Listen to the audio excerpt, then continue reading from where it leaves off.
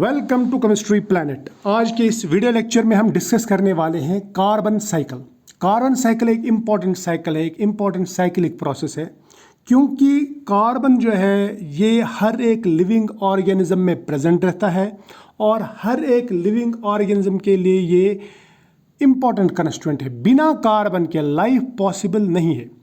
और आपको याद दिलाऊं कि जो भी बायोलॉजिकल प्रोसेसेस होते हैं या बायोकेमिकल प्रोसेस होते हैं, इनमें कार्बन के कंपाउंड्स जो है वो मेजर रोल प्ले करते हैं। कार्बन के कंपाउंड्स ही हैं जो लाइफ प्रोसेस को चलाते हैं। अब ये कार्बन आता कहाँ से और जाता कहाँ है, वही हम यहाँ पे डिस्कस करने वाले हैं। और ये सब प्रोसेस एक साइक्लिक फॉर्म में होता है, जिसे हम कहते हैं कार्बन साइकिल।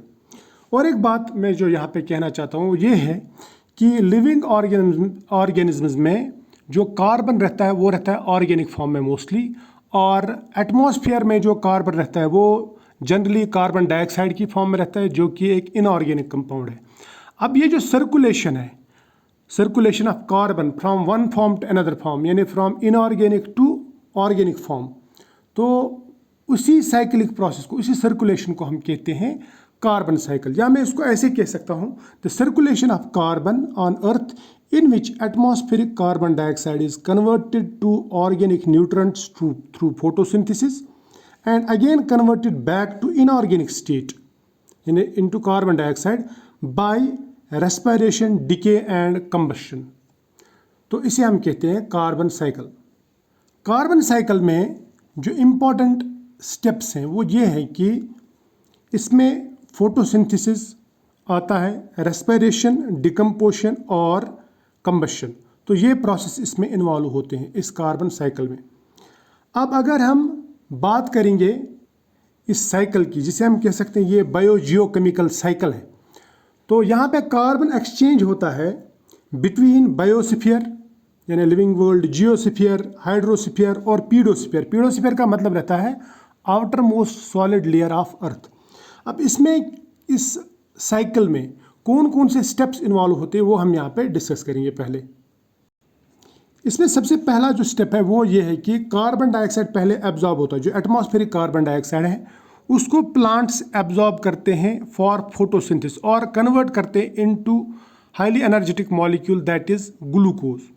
उसके बाद में उसी ग्लूकोज से बाकी केमिकल्स बनते हैं, ये एज फूड काम करता है और इसी से बाकी लाइफ प्रोसेस शुरू हो जाते हैं।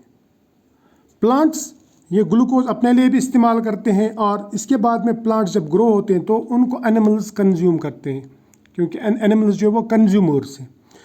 उसके बाद में प्लांट्स हो या एनिमल्स हों वो रेस्पिरेशन भी करते हैं। प्लांट्स रेस्पिरेशन करते हैं थ्रू रूट्स और एनिमल्स थ्रू माउथ रेस्पिरेशन करते हैं, थ्रू नोज रेस्पिरेशन करते हैं।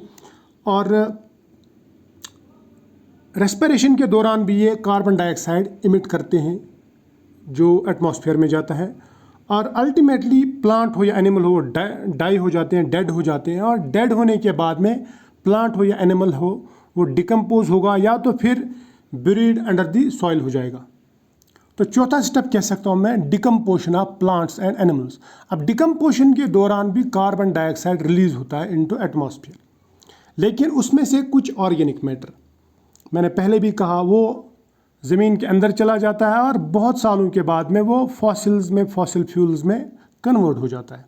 और फॉसिल फ्यूल्स को हम यूज़ करते हैं एज फ्यूल, उसको हम बर्न करते हैं, चाहे वो डायरेक्टली बर्न करें, चाहे वो इंडस्ट्रीज़ के लिए यूज़ किया जाए या फिर ऑटोमोबाइल्स के लिए।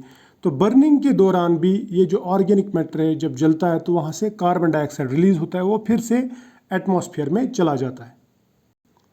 अब ये जो स्टेप्स है ना, ये हम साइक्लिक फॉर्म में दिखाएंगे, जिसे हम कहते हैं कार्बन साइकिल। देखिए यहाँ से शुरू करते हैं प्लांट्स से। प्लांट्स सनलाइट के ज़रिए से कार्बन डाइऑक्साइड को कन्वर्ट करते हैं इनटू ग्लूकोज, यानी वो एटमॉस्फेरिक कार्बन डाइऑक्साइड एब्जॉर्ब करते हैं और फोटोसिंथेसिस में उसका इस्तेमाल होता है। फोटोसिंथेसिस के थ्रू वो उसको ग्लूकोज वगैरह में कन्वर्ट करते हैं। और साथ साथ में प्लांट्स रेस्पिरेशन भी करते हैं, प्लांट रूट्स, तो कुछ कार्बन डाइऑक्साइड वहीं से इमिट हो जाता है। उसके बाद में प्लांट्स को एनिमल्स खाते हैं, एनिमल्स भी रेस्पिरेशन करते हैं, ऑक्सीडेशन ऑफ फूड होता है तो वहाँ पे भी कार्बन डाइऑक्साइड इमिट होता है वापस बाहर। तो ये एक छोटा साइकिल यहीं पे बन जाता है। उसके बाद में चाहे प्लांट्स हो या एनिमल्स हो, वो डेड हो जाते हैं, यानी जब इनकी डेथ हो जाती है तो इनकी डेथ के बाद में इनका डिके डिकम्पोशन शुरू हो जाता है। तो उस डिकम्पोशन के दौरान भी कार्बन डाइऑक्साइड इमिट होता है। और कुछ मैटर, कुछ ऑर्गेनिक मैटर, चाहे वो प्लांट्स का हो या एनिमल्स का हो, वो फॉसिल्स में कन्वर्ट हो जाता है, ज़मीन के अंदर चला जाता है और बहुत सालों के बाद में फॉसिल फ्यूल्स बनते हैं, फॉसिल्स बनते हैं। इन फॉसिल फ्यूल्स को हम जब यूज़ करते हैं ऑटोमोबाइल्स में, फैक्ट्रीज़ में या डायरेक्ट बर्निंग में, तो वहाँ से भी कार्बन डाइऑक्साइड बाहर आ जाता है। इसके अलावा एटमॉस्फेरिक कार्बन डाइऑक्साइड का बहुत सारा हिस्सा वाटर में चला जाता है, खासकर समंदर में। तो सी वाटर में क्या होता है, वहाँ पे कार्बन डाइऑक्साइड डिज़ोल्व होने के बाद में डिज़ोल्व्ड कार्बन डाइऑक्साइड बन जाता है। उसके बाद में वो वाटर से रिएक्ट करता है और बनाता है कार्बोनिक एसिड H2CO3। ये कार्बोनिक एसिड चूँकि एसिडिक है तो ये डिसोसिएट हो जाता है और ये बनाता है प्रोटॉन, यानी प्रोटॉन देता है प्लस बाइकार्बोनेट आयन।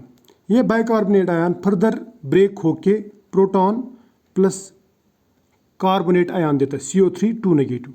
ये कार्बोनेट आयन्स मेटल्स के साथ में मेटेलिक कार्बोनेट्स बनाते हैं, खासकर कैल्शियम कार्बोनेट। और कैल्शियम कार्बोनेट को इस्तेमाल करते हैं जो मैरीन ऑर्गेनिजम्स रहते हैं, वो इस कार्बोनेट को यूज़ करते हैं टू फॉर्म देयर शेल्स, क्योंकि कैल्शियम कार्बोनेट से इन मैरीन ऑर्गेनिजम्स के प्रोटेक्टिव शेल बनते हैं, प्रोटेक्टिव लेयर बनती है एक ऊपर, जो कैल्शियम कार्बोनेट की बनी हुई रहती है। तो इस तरह से मैं कह सकता हूँ कि समंदर भी एक सिंक है, सिंक फॉर कार्बन डाइऑक्साइड। तो ये था कार्बन साइकिल। इसमें मैंने आपको ये साइक्लिक प्रोसेस दिखाया कि साइक्लिक फॉर्म में कैसे रिवॉल्व करता है carbon from inorganic to organic form, और इसके साथ साथ में समंदरों से भी कार्बन डाइऑक्साइड निकलता भी है और कार्बन डाइऑक्साइड एब्जॉर्ब भी होता है। तो आई होप ये आपको समझ में आया होगा, एग्ज़ाम के लिए काफ़ी है। तो मिलेंगे नेक्स्ट लेक्चर में, तब तक के लिए बाय।